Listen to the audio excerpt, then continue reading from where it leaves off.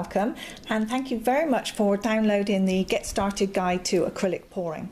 The first thing we need to do is think about mixing our paints, and we're going to create our own flow additive to add to our paints, and we'll be using the Liquitex pouring medium and Floetrol. So get yourself an accurate digital scale and set it to grams. Get yourself a clean cup, and we'll start making up our fluid medium. So this is the Floetrol. You can find this generally in your DIY stores. You can also get it online on Amazon and the acrylic pouring store. So make sure you give this a good shake because it can settle. So give it a good shake before you start. And then we're going to add 40 grams of the Floetrol into our cup. So I've set my scale to 0. And I'm going to count 40 grams. If it's a gram or two over, it won't matter. I will pour a little bit back because I was too busy talking to you and not paying attention to my scale. There we go, 39, that's close enough. Okay. Oh, there we are, now it's happy at 40. So we've got 40 grams of our Floetrol. Our next addition is the Liquitex pouring medium, and we need 10 grams. So I'm going to reset my scale and add 10 grams of the Liquitex pouring medium. A little bit more, there we go, 10. And then we need 10 grams of water. So I've just got regular tap water. Set my scale again and add in 10 grams of water.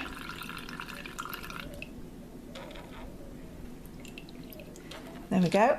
And this is now our fluid medium. So we're going to use this to add to our paints in order to get our paint to the right consistency and also give it the right properties for pouring.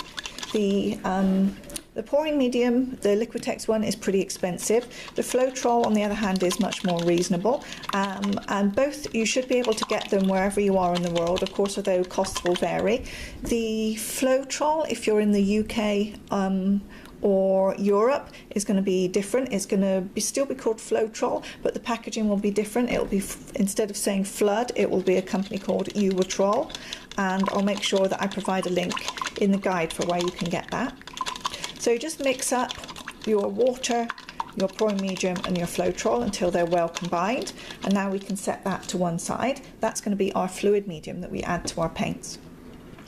I've mixed one of our paints already. This one is an Americana brand, an acrylic paint in deep midnight blue, very, very dark, kind of grey looking black, and this is just so you can see the consistency that we're aiming for. What we're aiming for when we pick up a amount on the stick, you see that it sits kind of proudly like a little bubble up on the stick, and then when you turn the stick it comes off in a single smooth pour. Just move that to one side and you can see the pour against the background.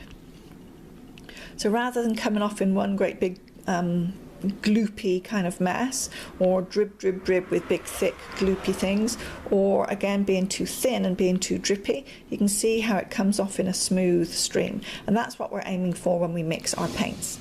So let's bring over another paint. It's my little pot on here, and we're going to mix 20 grams of paint. So this time I've got another Americana. This one's bright orange. I'll give it a shake before I start, set my scale and measure in 20 grams of the orange, or thereabouts. A gram off either way really isn't going to harm it. There we go, so that's our 20 grams. And now we're going to add in 12 grams of the fluid medium that we made. And this contains our pouring medium, the Floetrol and the water. So I'll reset my scale, add in 12 grams. Do it nice and slowly. There we go, that's 12.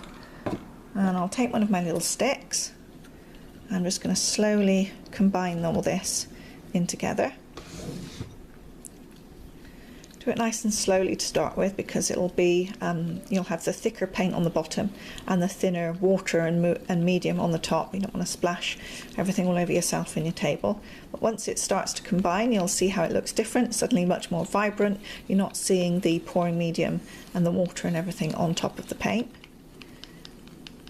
make sure it's all well combined, and then just test. Is it looking good?